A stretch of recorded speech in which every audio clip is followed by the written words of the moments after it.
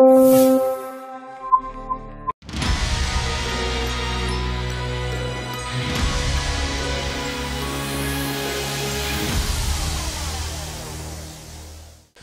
we took the engine on the car, moved it over a couple millimeters to the left, took the radio tray, moved it over a couple millimeters to the right, basically to decrease the front drive shaft angle in the vehicle. What that does is it allows more power transfer to the front tires and less to the rear. So before, the 3.0 car with the standard chassis configuration would get roughly 40% of the power, the rear would get 60% of the power. Now the car is a lot closer to getting 50% for the front and rear, which makes the car a little bit easier to drive on power and on rougher high-speed tracks.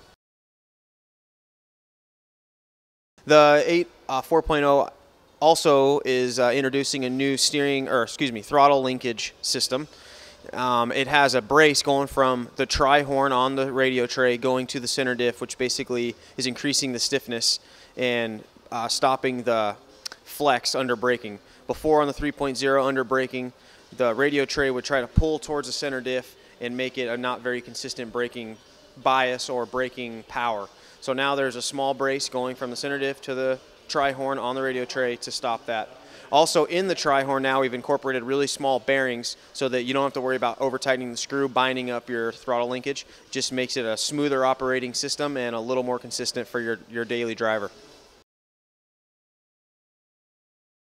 The 8 4.0 now also is featuring a different front spindle and caster block. Before, the Truggy, 3.0 Truggy and Buggy had a different spindle and a different caster block. Now both of those vehicles will have the same parts. So that's easier for your average person to carry parts for both vehicles. You only have one part from now on. And also for the Buggy and Truggy, there's a washer that you can basically remove and move to the bottom to raise or lower your spindle, your axle height on the front of the car. It's something that we used to do, but before you had to actually change the whole caster block. Now you simply remove 2 pins, replace 2 washers, and boom, you raised your axle height. I think it's about 3.5 millimeters. The 8 4.0 is now featuring dog bone boots on every single drive joint in the vehicle. The front, center, and rear center drive bone boots, basically just to allow grease to stay in the drive shaft. It increases wear. The parts last a lot longer, and it actually increases the drivability. It makes the car easier to drive when you keep those center dog bones greased. So it's a very, very cool feature, something that we learned right away that it helped the car a lot as far as drivability. And then also on the outer CVAs, there's a grease boot out there as well. Same reason. You want to keep grease in those drive shaft joints.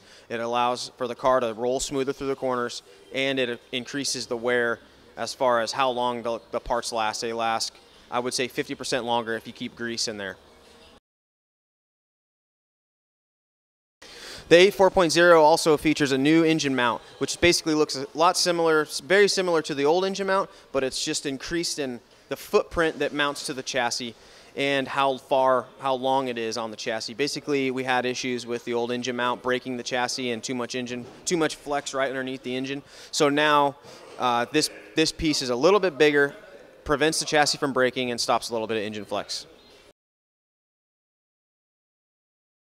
The 8 4.0 now also has a revised suspension geometry. Basically, it can be the same exact suspension geometry as the 3.0, but we've minimized how big the gaps are between each hole in the shock tower, on the shock location, and in the camber mount location. And we've taken away some camber locations that we weren't using and added a few options for the tracks, European style tracks and American style tracks. Basically what this does is it makes a more adjustable car, refine the suspension geometry slightly, and it's just an easier part to work with now, because before we had to drill a hole in the old camber or the old rear shock tower. Now those holes exist, super easy. Take a screw out, put a screw in, you change your camber, super easy. The 8 4.0 also is featuring a new shock cap design.